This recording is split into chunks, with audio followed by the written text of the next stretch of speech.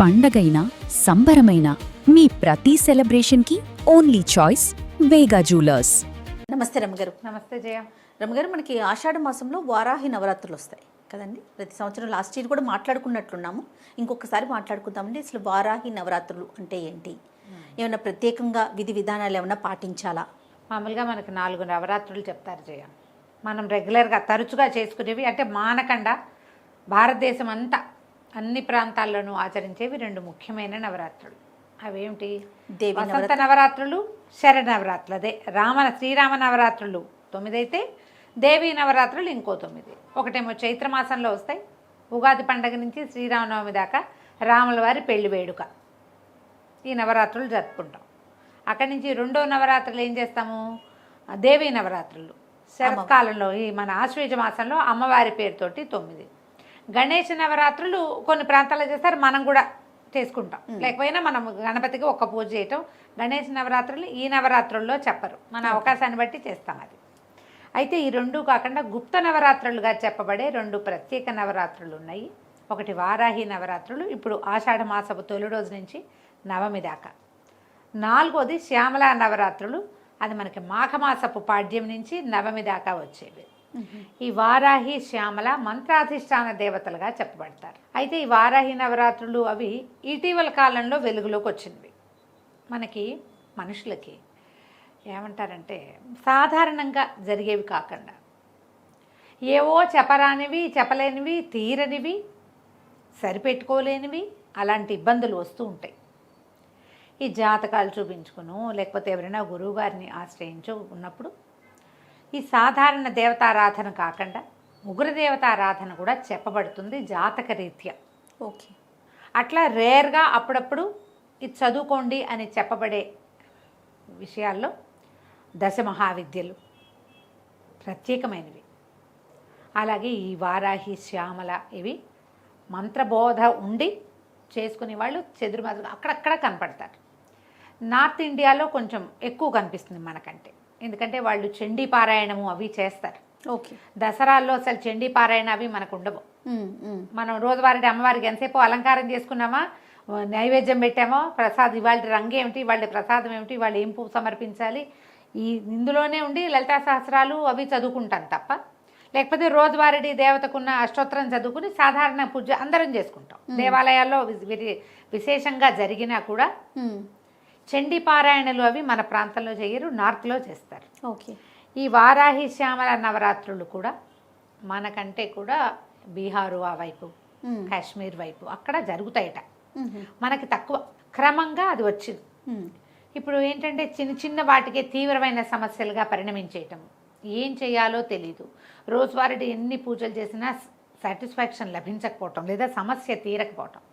అలాంటప్పుడు ఇట్లా ఒక దేవతని ఆరాధించి బోధతోటే, ఇదేం సొంతంగా ఎవరు మొదలు పెట్టుకోరు, ఎవరైనా చెప్తారు గురువు. ఇప్పుడు మనం చెప్పాము, కొంతమంది స్టార్ట్ చేసుకుంటారు.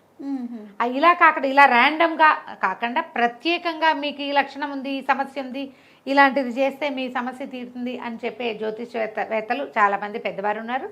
ఇటీవల కాలంలో అది పెరిగింది. అందుచేత విరివిగానే మనం శ్యామల నవరాత్రుల్ని, వారాహి నవరాత్రుల్ని చూస్తున్నాం. ఓకే.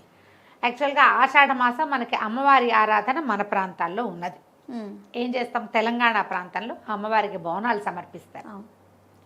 ఇది అమ్మవారు పుట్టింటికి వచ్చే కాలంగా భావిస్తారు. ఈ లెక్కతోటి ఇక్కడ జరుపుతాం. దాని సంగతి మళ్ళీ చెప్తాం. ఇప్పుడు మనం వారాహి దగ్గరికి వద్దాం. ఈ వారాహి దేవత సప్తమాతృకలలో ఒకరు.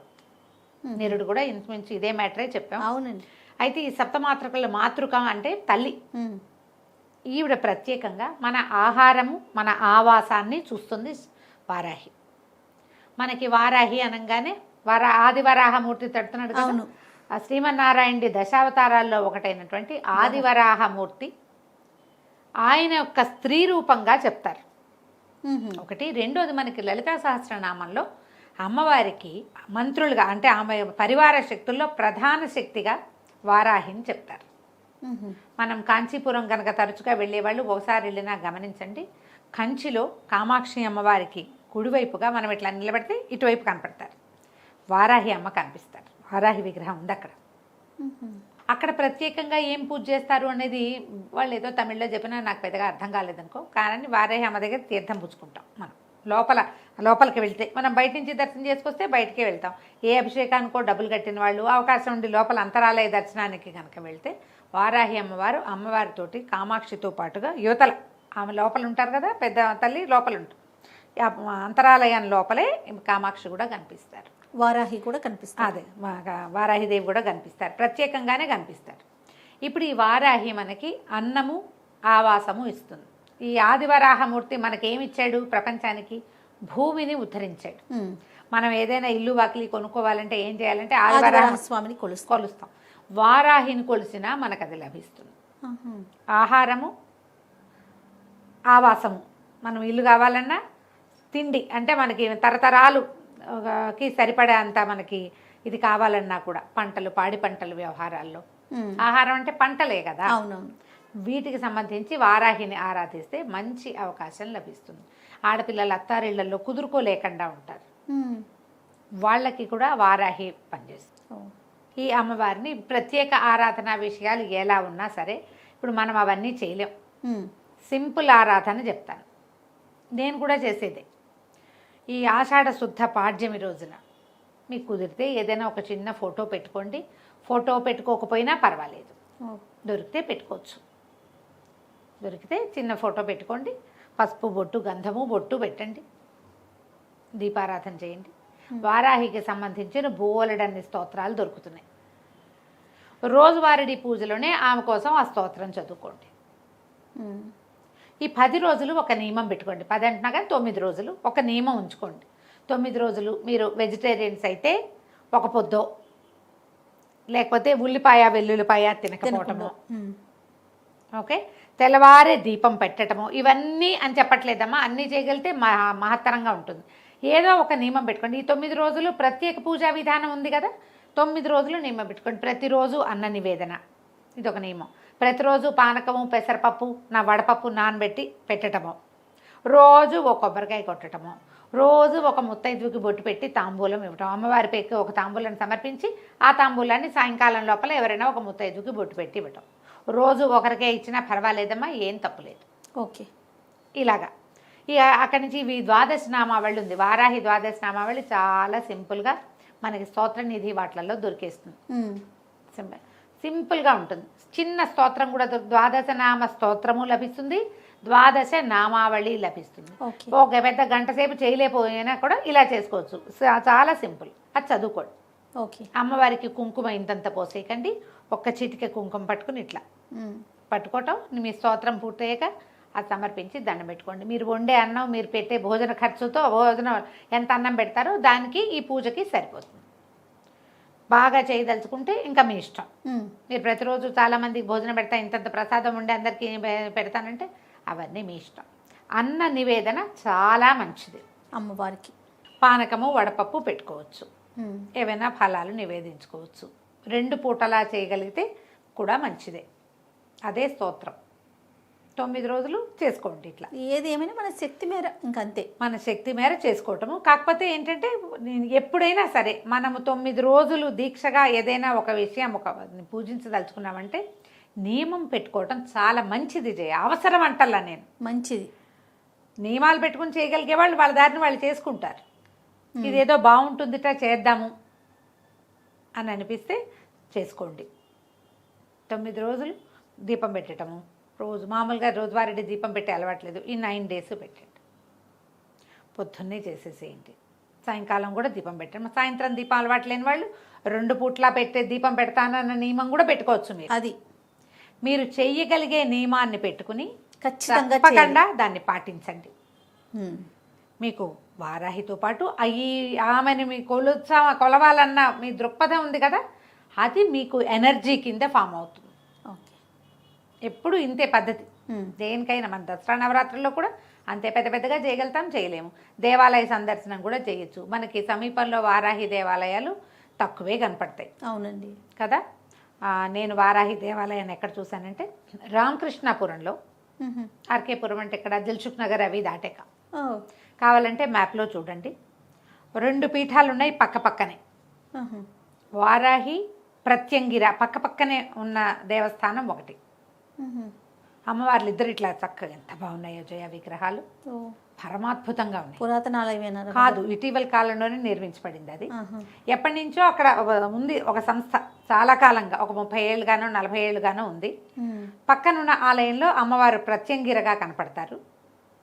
ప్రత్యంగిర అంటే నరసింహముఖం, స్త్రీ స్వరూపం, ప్రత్యేకంగా ఉంటుంది. మీకు అవకాశం ఉంటే చూడండి, ఈ 10 రోజుల్లో చూస్తారో, తర్వాత ఎప్పుడైనా అవకాశం ఉంటే చూస్తారో మీ ఇష్టం. రెండు పక్క పక్కనే ఉన్నాయి. రామకృష్ణాపురం వరకు ఖచ్చితంగా చెప్పగలను. ప్రత్యంగిర ఆలయం కమాన్ లాగా ఒకటి కనపడుతుంది, అందులోపలికి వెళ్తే మనం ఈజీగానే పట్టుకోవచ్చు. మ్యాప్లో దొరుకుతుంది, అంతే, ట్రై చేయండి. 2 సంస్థలు పక్క పక్కనే ఉన్నాయి. 2 చోట్ల విశేషమైన అర్చన ఉంది, అద్భుతమైన దర్శనాలు ఉన్నాయి. చాలా బాగుంది. చిన్న చిన్నవి ఇవి, చూడ్డానికి చాలా బాగుంది.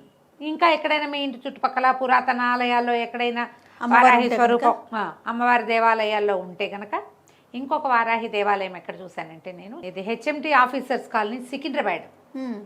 అక్కడ కూడా ఒక మఠం వారి ఆధ్వర్యంలో సింహవారాహి అమ్మవారు ఇంతున్నారు. చాలా బాగుంది. చిట్టి దేవాలయమే కానీ అమ్మవారు మంచి కళగా చాలా పవర్ఫుల్గా కనపడ్డారు. అక్కడ ఏవో హోమాలు అవి జరుగుతాయి. ఇప్పుడు నేను చెప్పిన ఇక్కడ కూడా రామకృష్ణాపురంలో కూడా హోమాలు అవి విశేషంగా జరుగుతాయి. అవకాశం ఉంటే చూడండి, ఏం లేదు. మీరు చేయదలుచుకుంటే ఈ 9 రోజులు ఏదో ఒక్క రోజైనా చేసుకోండి. పాజిటివ్ ఎనర్జీ, అంతకంటే ఏం లేదు. ఇంక మనకి మంచిది. జాతక దోషాలు ఏమైనా ఉంటే, పిల్లలకి పెళ్ళిళ్ళు కాకపోయినా, ఆడపిల్లలు అత్తవారిళ్లలో ఇబ్బంది పడుతున్నా, అబ్బాయిలు అత్తవారిళ్లలో ఇబ్బంది పడుతున్నా చేసుకోవచ్చు.